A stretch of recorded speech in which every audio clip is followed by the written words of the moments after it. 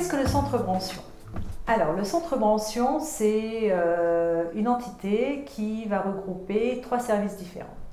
Alors d'abord la maison d'accueil ou EHPAD, ce qu'on appelle établissement hébergeant des personnes âgées dépendantes, 60 places, qui a la particularité d'avoir qui est constituée de 4 unités, dont 2 unités Alzheimer, plus un accueil de jour de 8 places. Après, nous avons le SIAD, Centre de soins infirmiers à domicile, 40 places. Alors là, ce sont des aides-soignantes qui se déplacent à domicile pour faire des soins de nursing et d'accompagnement de la vie quotidienne. Et le centre de soins infirmiers à domicile, ou appelé encore CSI, plus vieille entité du centre Bransion, 45 ans d'existence. Alors là, ce sont des infirmières qui se déplacent à domicile pour faire des soins infirmiers. Donc vous aurez l'occasion durant ce reportage de voir différents professionnels qui interviennent dans ces services et qui vont vous expliquer le travail qu'elles font. Donc le centre Bransion est aussi la particularité d'être géré par une association qui s'appelle l'association Le Toulois Nord Familial ou atnf.fr.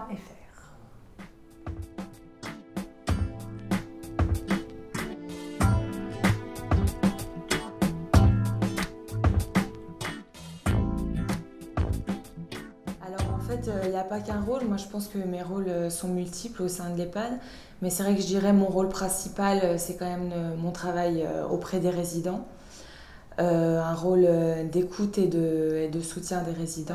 Aussi, il y a tout un rôle de lien en fait, parce qu'effectivement le résident ne peut pas le prendre juste tout seul, il est pris dans la globalité, donc un rôle de lien entre le résident et sa famille. Cette entrée, il y a tout un travail aussi de préparer à l'entrée pour que l'entrée se passe au mieux.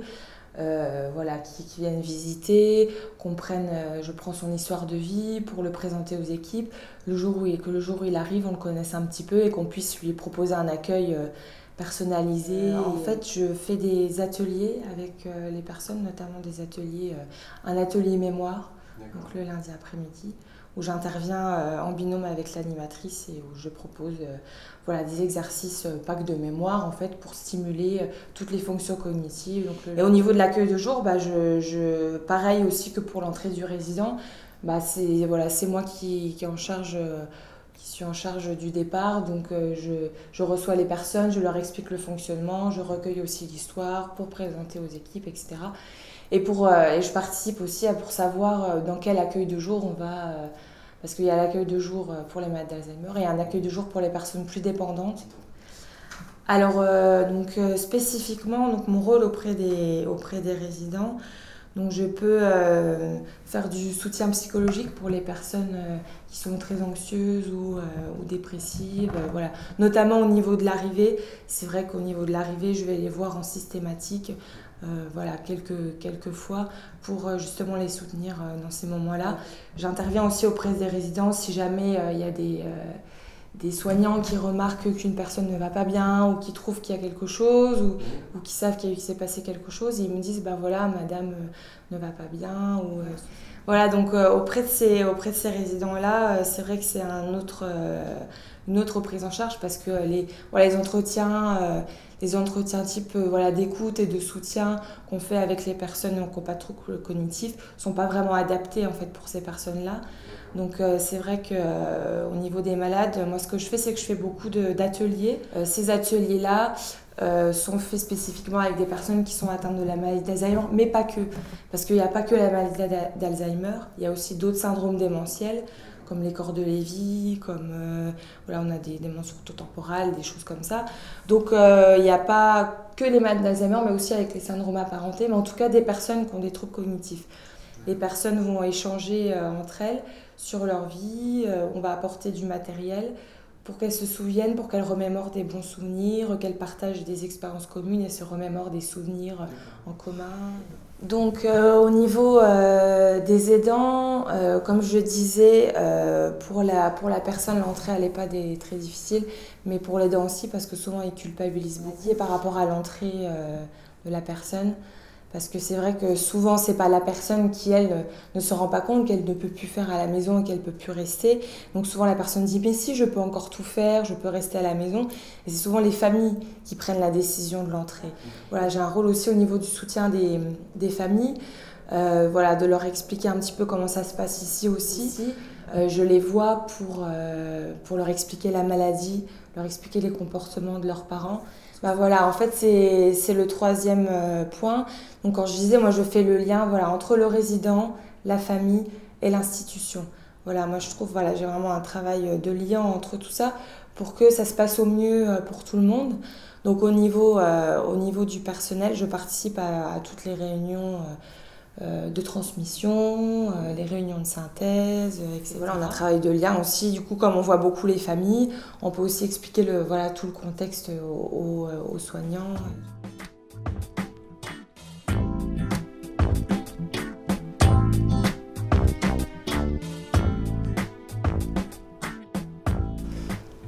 Alors, c'est la mise en œuvre d'activités qui vont maintenir le lien social à l'intérieur, à l'extérieur de l'établissement. Le maintien de l'autonomie et aussi le plaisir d'être ensemble, le plaisir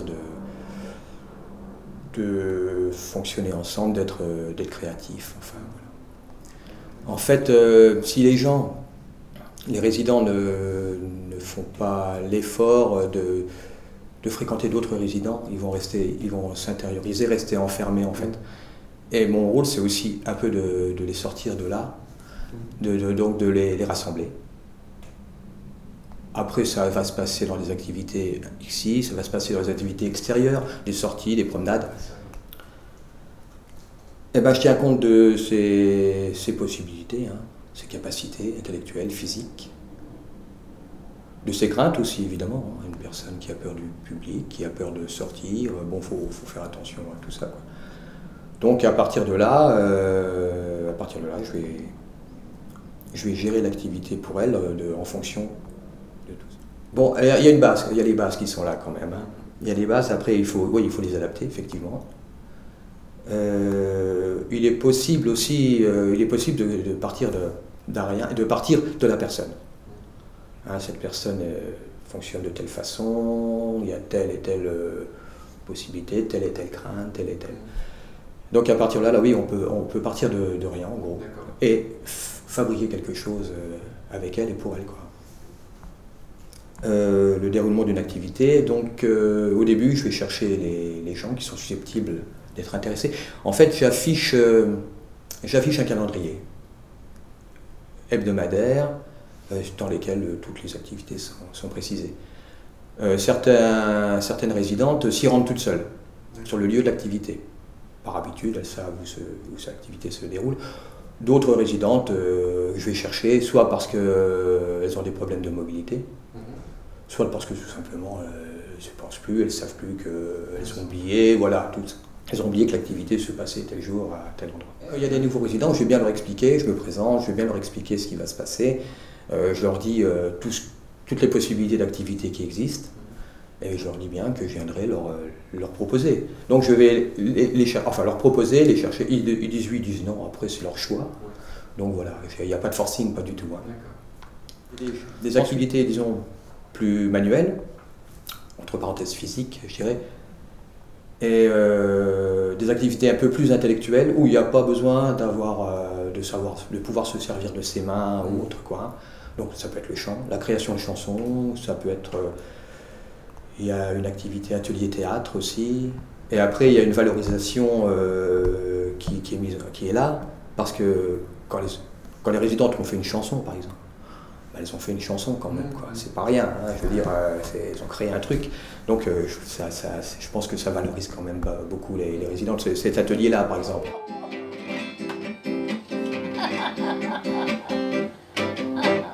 Bravo, bravo. Ah oui.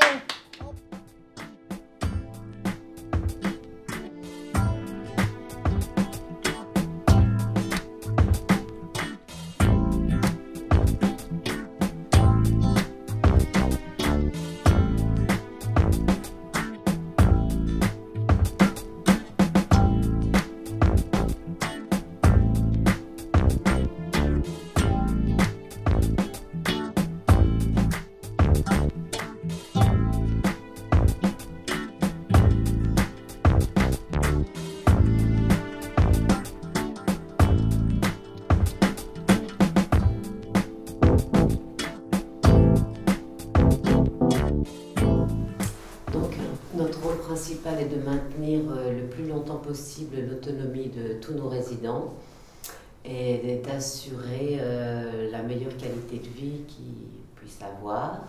Donc pour cela, nous sommes toute une équipe pluridisciplinaire à être autour du résident. Déjà, nous avons les agents hôteliers qui s'occupent principalement. Donc nous faisons la restauration, l'entretien des locaux, privés et communs. Nous sommes là aussi pour les aider au niveau des repas, les aides alimentaires. Nous faisons tous les repas. Voilà. Et ensuite, plutôt les aides-soignantes ou AMP qui s'occupent du nursing particulièrement. Donc nous, on s'occupe de tout ce qui est pour la toilette, soins de base, garder une autonomie de la personne. Aide au repas. Aide au repas, tout ce qui est aide alimentaire. Donc on travaille en binôme avec l'agent hôtelier. Pour les soins, je vais travailler avec l'infirmière. L'infirmière qui s'occupe donc de tout ce qui est soins infirmiers, pansements, injection, préparation, distribution des médicaments et aussi de la gestion des traitements avec l'aide du médecin traitant puisque c'est lui qui fait les prescriptions.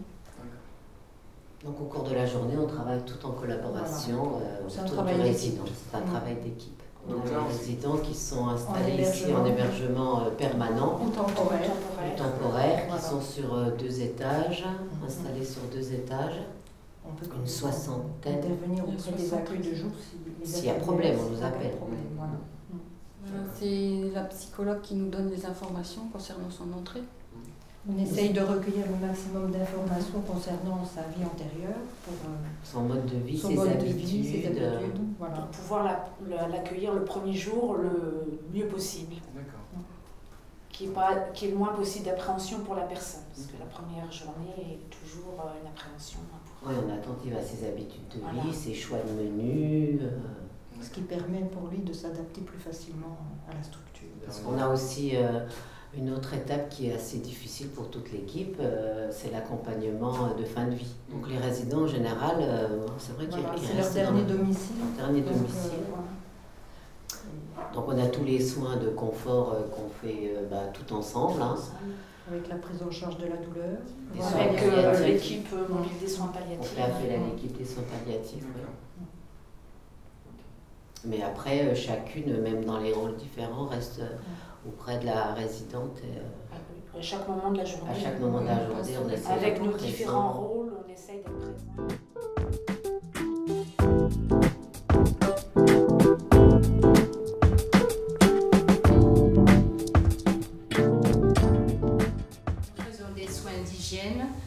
Des soins de confort.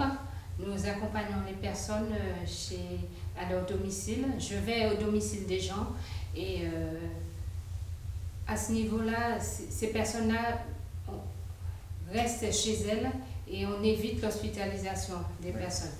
Notre mission, c'est de préserver la santé des personnes tout en les permettant de rester à leur domicile. Nous avons un rôle bien spécifique. Nous faisons des soins et nous travaillons en collaboration avec les infirmières. S'il y a des soins infirmiers, nous en informons aux infirmières qui sont avec nous et qui prennent le relais. C'est des soins de toilette, c'est pour des personnes qui sont vieillissantes et des personnes qui ne peuvent plus faire leur toilette. Et aussi, c'est des soins pour des personnes qui reviennent d'hospitalisation.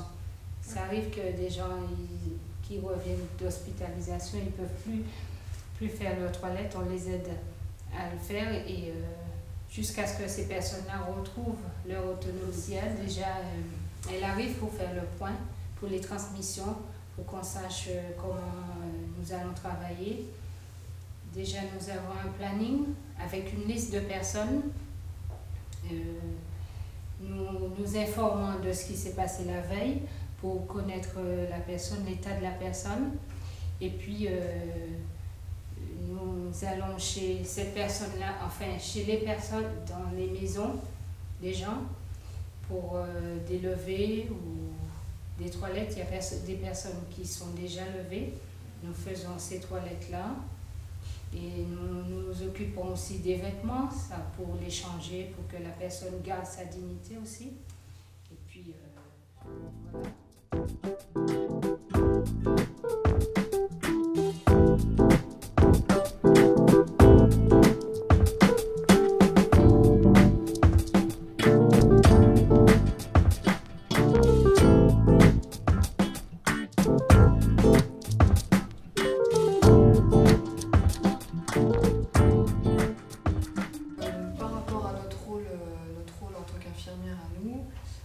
C'est vrai qu'il y a pas mal de personnes qui ne savent pas qu'on fait exactement les mêmes soins que les personnes qui sont hospitalisées. Bon, il y a quelques soins qu'on ne fait pas, mais bon, on ne va pas rentrer dans les détails. Mais en gros, voilà, tout ce qui est prise de sang, on a quand même une personne qui est dialysée, donc les pansements, les surveillances spécifiques. Après tout ce qui est injection. Il y a des soins très spécifiques comme la dialyse, les pansements, de sang, et des soins beaucoup moins spécifiques comme simple aide à la toilette, on aide à l'habillage. Voilà, c'est ça. Donc là du coup on essaye de se mettre un peu en accord avec le SIAD, on se répartit un peu les tâches en fait entre. C'est vraiment très diversifié, il y a même des petites chimiothérapies. On est divisé en fait en 3 secteurs par tournée. Donc 3 infirmières du coup, donc on part de Lucé, Brûlé, on va jusque Novian-au-Pré, Beaumont, Vernet-Court, ouais. Et puis de l'autre côté, Villers-Saint-Étienne, voilà, Jaillot. Après il n'y a pas que les soins techniques aussi, il y a aussi tout ce qui est aspect, comment on pourrait dire... Le soutien psychologique, rien que le regard, l'écoute, déjà ça c'est un gros rôle. Surtout les écouter, et, voilà, savoir de quoi on parle pour pouvoir leur répondre, et puis voilà, les rassurer. En gros, notre journée, donc on commence à 6h30 et jusqu'à 14h, donc quand on est du matin, et quand on fait des coupés, donc on fait les horaires, donc 6h30 midi et 16h30, 21h. Donc quand on arrive donc, au centre les matins, selon si on a travaillé la veille le soir ou pas, on fait les transmissions orales comme ça à nos autres collègues pour savoir ce qui s'est un petit peu passé la veille. Donc ensuite après on prépare tout ce qu'on a besoin comme matériel. Voilà, en gros, on regarde un peu la tournée, ce qu'on a à faire, si on a des prises de sang à faire agent ou pas, parce que forcément on va commencer par ça. Donc une fois ça, on part en tournée, donc on fait un peu le tour de tous les soins qu'on a en fait, en essayant de prioriser un peu selon s'il y a des gens qui sont diabétiques, donc on va commencer par les insulines. Ah oui, donc si on prend l'exemple de la patiente qui a une dialyse, on y va déjà une première fois le matin à 8h, aux alentours de 8h, parce qu'elle est aussi diabétique, donc elle a une insuline, on surveille sa glycémie, on lui fait son insuline. Cette dame-là, on l'aide à mettre ses bas de contention, plus ou moins l'habiller, l'emmener aux toilettes. Et puis on commence sa dialyse. Le passage chez elle dure une petite demi-heure parce qu'elle est dialysée la nuit, donc on débranche le matin. Donc on la laisse, elle déjeune, c'est la petite journée. Et on revient en fin de matinée pour l'aider à faire sa toilette. On lui refait sa glycémie, son